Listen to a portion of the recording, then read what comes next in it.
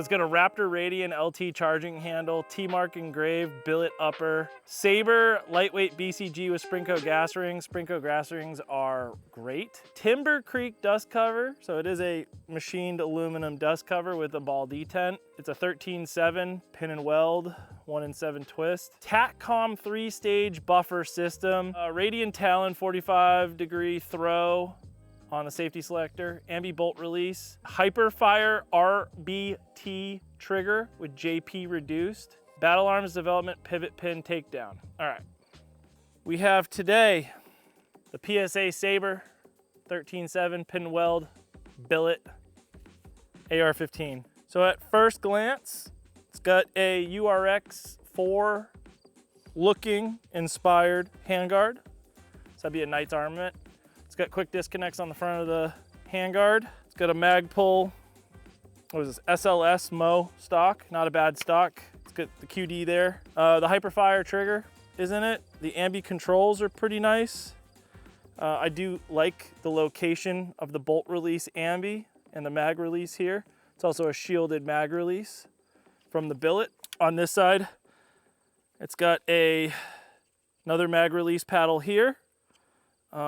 This control, this bolt release here, bolt lock bolt release, doesn't look like the rest of the controls. It's a different finish. Kind of looks like, the Strike Industries almost. I don't know who makes that, but it doesn't go, the fit and finish of it is a completely different nitriding than the rest of the controls. So I can't remember whose that is. It looks like a Strike, not sure. It's got the Radian selector, Radian charging handle.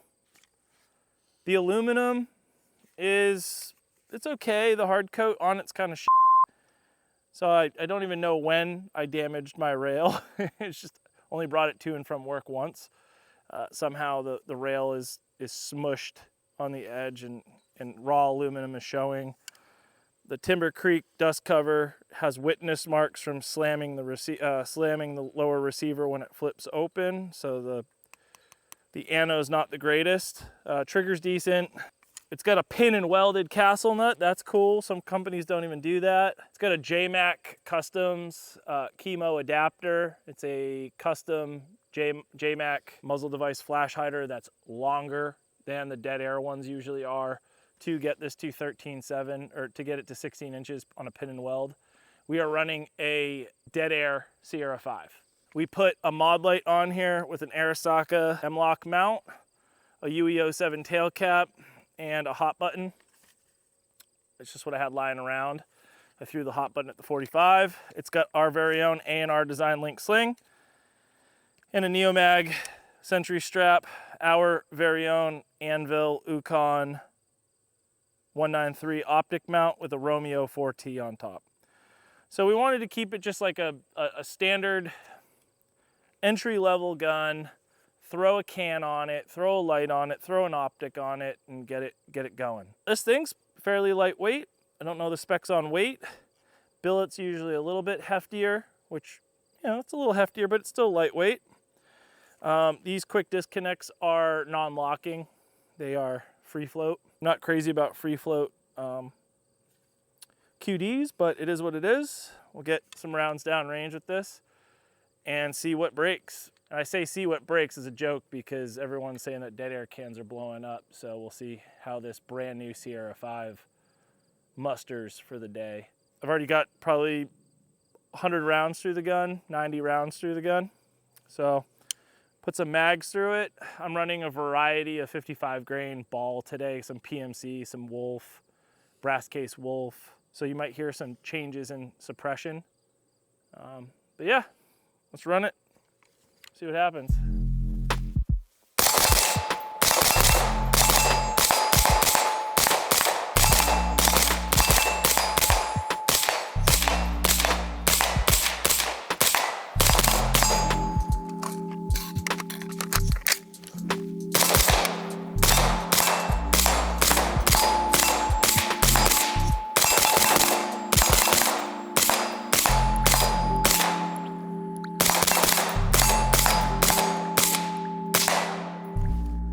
All right, quick 60 through this gun.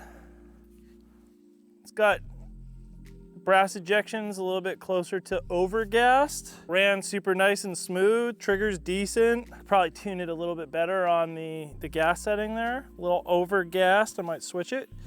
Long story short, this is not the factory PSA Sabre.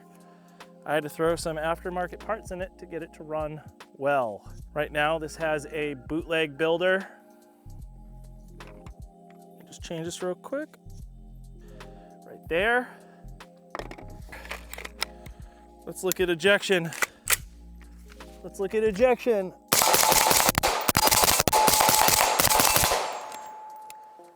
All right, that felt better. Handguard gets hot, just like a URX.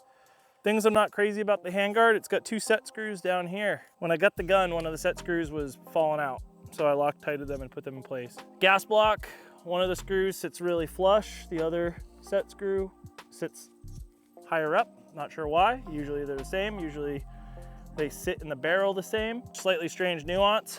This has the Bootleg Builder's adjustable carrier on it. And when we pop this bad Larry open, we have a Knights Armament H2 buffer with a Springco red and white buffer spring. So let's put this gun back to factory and run it again. All right, so the PSA Sabre is overgassed. I'm not sure what the orifice size is on the barrel going into the gas block, but it's stupid overgassed. It's overgassed without a can. Then you add a can, Sierra5 medium flow can. It's got so much back pressure, it's horrific. So this is the bolt carrier group that came with it. It's a low mass bolt carrier group. You can see it's just a little bit thicker than a 1/4 inch on the serrations where the forward assist engages. It's got a hexagonal rear end of the bolt carrier group. Hexagonal to shave weight. You know, usually these are cylindrical, perfectly cylindrical. Now it's hexagonal. You know, it's working off of not much points of contact to keep it balanced in the receiver. The bolt carrier group itself, I only have 2 mags on this bolt carrier group. The finish is completely worn off the back of the bolt carrier and the front on any of the high spots. Typically you don't get bolt carrier finish wearing off till at least a few hundred rounds through it. From the factory it was missing finish on the bolt carrier. Bolt carrier itself is like a lot of material removed, a lot's missing from it.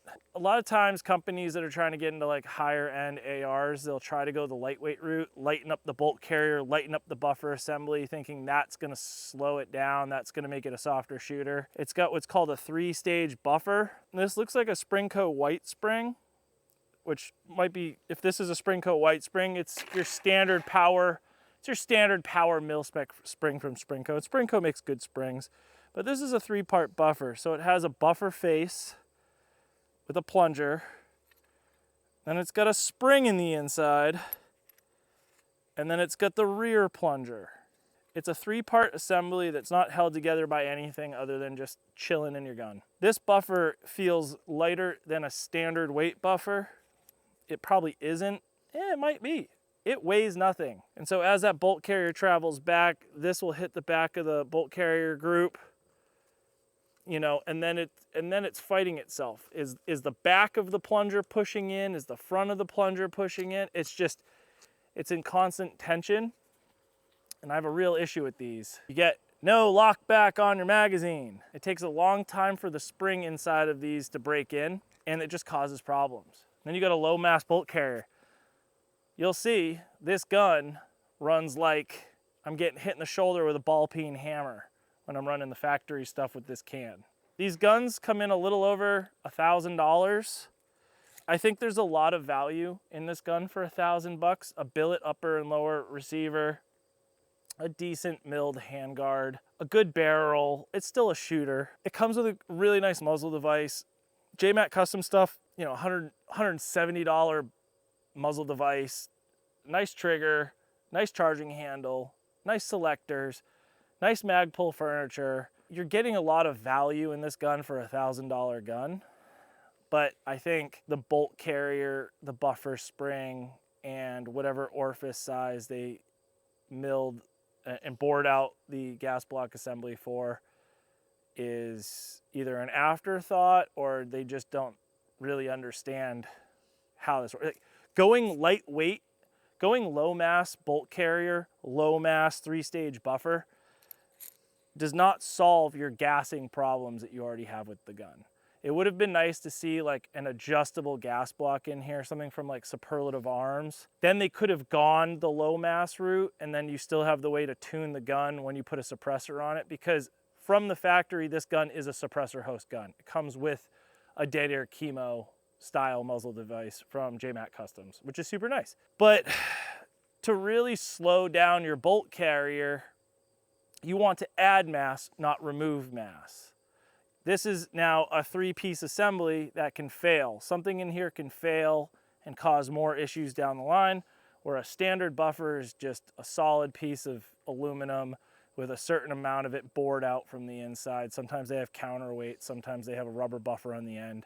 But at the end of the day, it just doesn't break.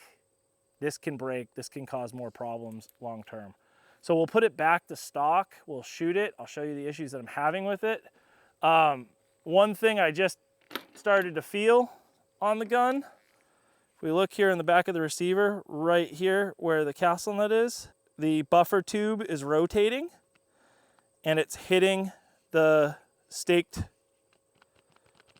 plate. So I don't think the castle nut was tight all the way in proper torque spec when they decided to stake it. So now the whole back of the stock rotates. It's not going to come out because it is staked castle nut, but I'm going to have to tighten it and restake it to make it correct. You know, that's not fun.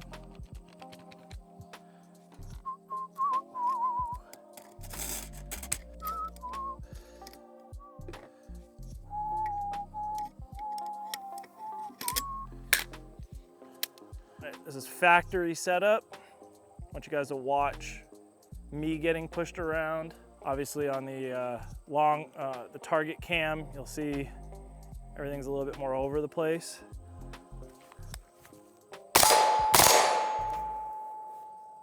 Hold up, did you see that? It just burst fired.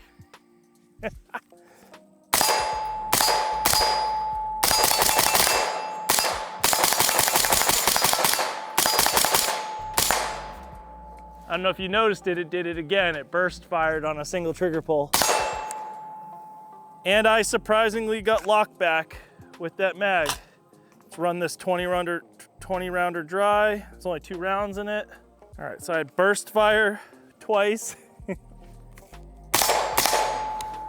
It's ejecting. It's trying to eject almost at the 12 o'clock, which is extremely overgassed. So it's dribbling out the front instead of ejecting closer to the 2 or 3 o'clock. That was 3 rounds bursting out of the gun.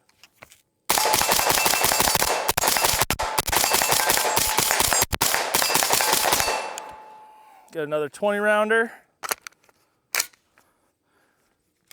See if we get some bursts.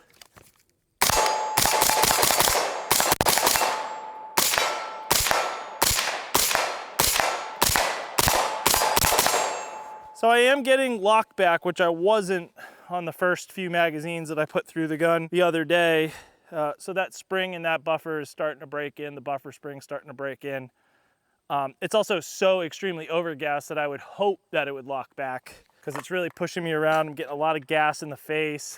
I'm gonna build it back to a safe gun.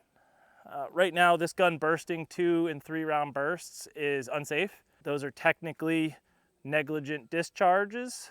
Well, I guess in this case, accidental discharges because the gun did it, not me.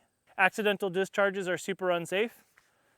They are a liability, and you should not run a gun that's having issues like this. So I'm gonna return it back to what I believe is super safe, which is an adjustable gas carrier, buffer spring, and correct buffer to get this gun running smoothly for how it's configured. And so far, the Sierra5 is holding up well. It sounded a lot, it's a lot louder with this configuration. Having the adjustable gas kind of seems nicer. It's bleeding off more gas. It's not locking that gas into the system. People were saying the baffles rattle. Nothing's rattling. The other thing about this, the upper and lower receiver has a lot of play. Not crazy about that, but for a $1,000 gun, I mean, that's not a deal breaker for me. The safety of this gun is definitely the deal breaker here. I returned it back to the Bootleg Builder adjustable carrier on full suppressed setting out of the 4 settings. Got some mags jammed back up. I put the H2 buffer and the red and white Springco spring back in it. We're gonna burn 2 more mags down and show you what the reliable version of this gun looks like. Again.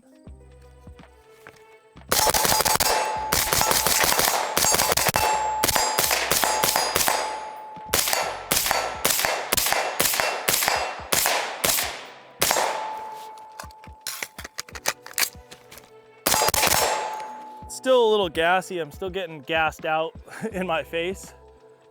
So it definitely needs a different size diameter orifice on the gas block, or an adjustable gas block, that'd be tight.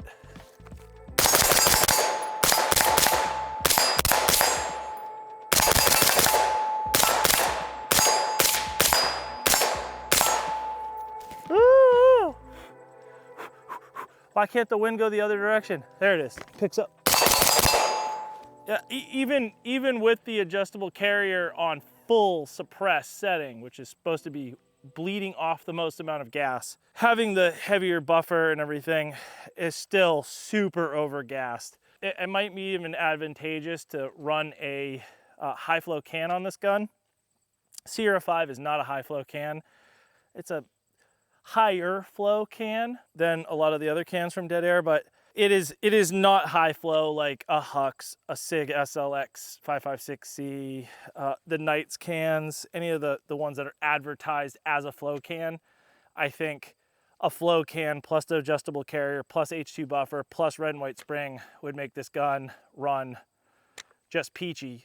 You know, obviously there's some quality control stuff here to dial in. If you buy one of these guns, I'd say take some time, put some rounds through it, get it hot, get it dirty, get it worked up, and then start kind of diagnosing what's a little off to it. Castle nut needs to be retorqued and restaked.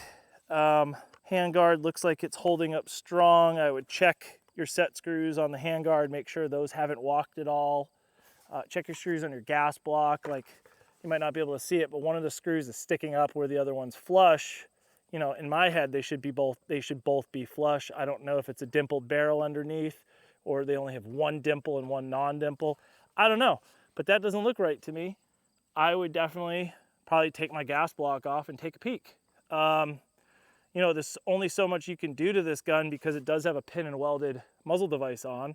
So you'd have to drill out that weld, take the muzzle device off, take the gas block off, replace it with an adjustable gas block like a Superlative Arms. That will also help this gun run more reliably. But I mean, I don't want to discredit this gun. You know, we had some issues with it today, but you know, after you put a quality bolt carrier, buffer, and spring in it, the gun runs pretty nice. Like, it's still overgassed, but it's not miserable to shoot. It's actually not bad of a shooter. We didn't accuracy test it. I didn't, you know, put it on paper. It's a little hard to zero targets here because our 50 yards is in the woods and it's dark and it's kind of hard to see unless the sun happens to be hitting it perfectly like it is right now.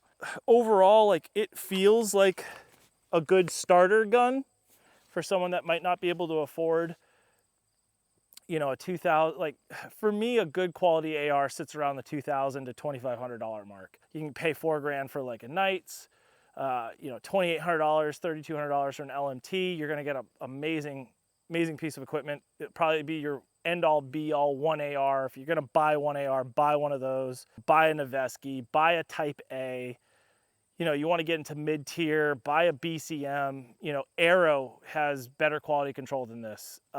If you can only afford this gun, save up an extra $400 and buy some parts to replace in it. The 390 between buffer, spring, and bolt carrier, it gets the gun running well enough that, like, I would take this to a carbine class and put it through its paces and do a 1,000 round carbine 101 through 103 or something like that, and have a gun that, you know, will probably, with these parts replaced, be super reliable for a class, get your class completed, you know, get a lot of experience under your belt. And then it's kind of like a gear shakedown. Like, okay, I replaced the 3 most problematic things in this gun that I've deemed out of the box. The gun feels good, it's running well right now. Yes, it's gassy and I'm burning it down. Are you gonna be, you know, static, hammering rounds downrange in a class? No, you're probably gonna be moving and shooting. It's gonna be lower round count drills. You're not gonna get gassed out from doing 30 round mag dumps like what we're doing here, but you're gonna put the gun through its paces and you're gonna get a gear shakedown. And you'll be like, all right, you know, after 500 rounds, crawling through the dirt, you know, the handguard loosened up, or this loosened up, or I was having this malfunction, you'd learn the gun. And, you know, every gun has its own personality and you learn the nuances of that firearm. So for $1,000 with all the bells and whistles that this comes with, I don't think it's a bad purchase if that's your budget. Just keep in mind, you might have to throw some other parts in there to make it better or safe. Just keep that in mind. Now, this could just be a lemon. I don't know if other people are having the issues that we're having, but we had those issues and they're not to be overlooked. They're definitely safety issues with the platform itself. PSA has fantastic customer service. If you're having an issue like this and you hit them up, you're like, hey, my gun's burst firing and it's brand new out of the box. They're gonna tell you, they're gonna send you an RMA and get the gun back from you immediately. You're gonna pop it in the mail from UPS, send it off to them, or FedEx or whoever they're gonna give you a call tag for. They're gonna get the gun back, they're gonna diagnose it, they're gonna fix it, and they're gonna send you a working gun back. So don't write them off just because you have an issue. Yes, they are a more affordable rifle company. I know the PSA mantra is they want everyone in America to be able to afford a decent AR. I think they are on the right track with the Sabre system. You know, this is their first billet, more higher end AR that they're offering. And if this is the way that they're going, I think that's fantastic for them as a company. Obviously, there's some nuances in this gun that need to be addressed desperately by the company. I think it needs just a standard bolt carrier group, no fancy flare, low mass, skeletonized bullshit. It needs just a down-to-earth, good, heavy-duty, high-quality bolt carrier. It needs an H2 buffer in it. It needs a slightly higher powered spring than a mil-spec spring. Charge an extra $150 and put the Superlative Arms gas block in there and give your clientele the ability to adjust gas, because people are going to run different ammo, people are going to run different cans. You're going to have issues with your clientele if they don't have the ability to adjust gas, or don't overgas the gun from the start. Find a orifice size for the barrel for the gas block assembly that kind of hits across the spectrum without being super overgassed and having all these other issues. Because overgassing, skeletonized bolt carrier, I'm sure a combination of overgas, back pressure, and that skeletonized bolt carrier is what's tripping that sear, causing it to burp rounds, which is not safe. Anyway, we made it safe. It runs well in this config. You know, and I mean, I'd probably take this to a class to see what happens in its current config with the Bootleg Builders bolt carrier group. But that's all the rounds I really want to put through this gun today. Thank you so much for watching. Please like, subscribe, comment. We appreciate all the feedback, and have a wonderful day.